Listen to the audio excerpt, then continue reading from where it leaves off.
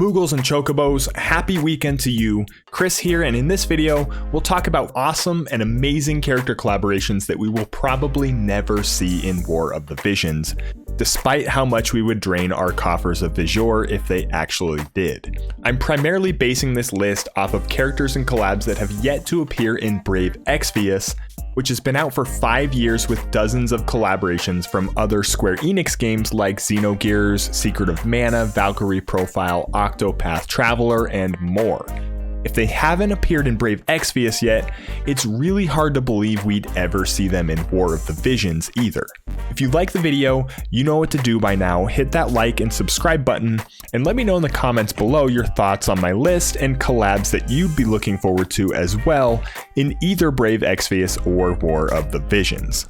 First up, we have the ultimate pandering to all of us stupid American gamers, and that's Final Fantasy Mystic Quest. And okay, I'll admit, this game wouldn't draw the attention or spending on a banner like the other games on this list, but there is a certain level of nostalgia here that just can't be beat. The game was originally developed by Square to try and introduce Western audiences to RPGs, thus dumbing down many of the mechanics and RPG tropes for Americans. Square Enix, like most Final Fantasy fans, likes to pretend that this game doesn't exist, despite it selling nearly 1 million copies worldwide and being a major, albeit ridiculous, installment of Final Fantasy on Super Nintendo in North America. Admittedly, this game isn't the greatest, but it isn't without a little bit of signature charm. The plot is hilariously cliche and the soundtrack is totally bitchin', but that's about where the awesome ends and the totally forgettable begins. That said, the characters were just quirky and unique enough that they should have at least been mentioned in other Square Enix properties throughout the years. It wouldn't be totally ridiculous to see them make an appearance in War of the Visions, at least not any less ridiculous than a fantasy movie about poaching unicorns and having sex with fairies featuring Tom Cruise, because that happened. Unfortunately, Square Enix sees Mystic Quest kind of like the New England Patriots before Tom Brady. They were there, they were actually pretty good at times, but we're just going to pretend that they never existed. The main character Benjamin is at least referenced in other Final Fantasy games like Dissidia and Theatrhythm, but we're unlikely to ever see anything related to Mystic Quest in War of the Visions, probably just because it wouldn't generate enough hype or money. Next up, we have the proverbial red-headed stepchild of Final Fantasy Tactics, and that's Tactics Advance. And you might be thinking, wait a minute. There's lots of reasons to believe that if we were to see characters from Tactics Advance in any game, a crossover in War of the Visions would be the perfect place. It's also a tactics game, it features many of the same jobs and classes and abilities, and Tactics Advance even expanded on many of the mechanics from the original Tactics that are present in War of the Visions. However, Tactics Advance is seemingly forgotten when it comes to including the story and characters in Final Fantasy canon. Just like Star Wars tries to forget that the holiday special ever happened, Square Enix kinda takes the same approach to Tactics Advance. But seriously, what is even happening here? Getting back on track here, Tactics Advance was an admirable follow-up to Final Fantasy Tactics with good graphics, gameplay, story, and characters.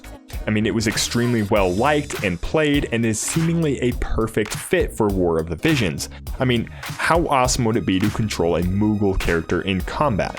So why do I think it would never happen in War of the Visions? Well, Brave Exvius has yet to include any of the characters from Tactics Advance, despite having 2 versions of Ramsa and Delita and like 40 versions of Terra from Final Fantasy VI. Conceivably, War of the Visions could add a Tactics Advance collab at some point, considering it's the closest thing we have to Final Fantasy Tactics today, but I'm definitely not going to get my hopes up.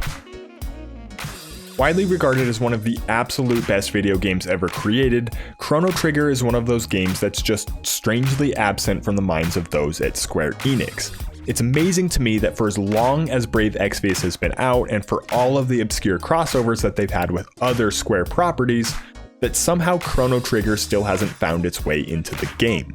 Chrono Trigger was released in 1995 and was the result of a collaboration between the creators of Final Fantasy, Dragon Quest, and Dragon Ball, and the result was a masterfully done RPG that has stood the test of time.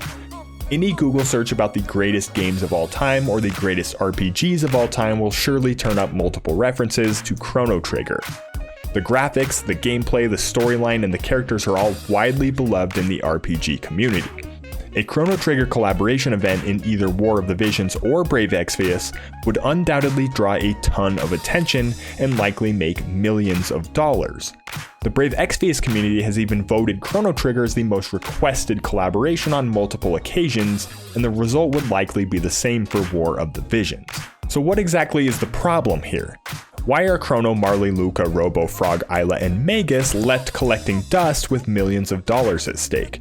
Well, there's reportedly been tons of issues with the rights involving Chrono Trigger because of the amount of different hands in the pot. It's likely that the team at Gumi has broached the idea of Chrono Trigger with Square Enix, only to be met with frustration and deadlock on the idea. It's for this very reason that it's difficult to be optimistic about the idea of Chrono Trigger ever coming to War of the Visions.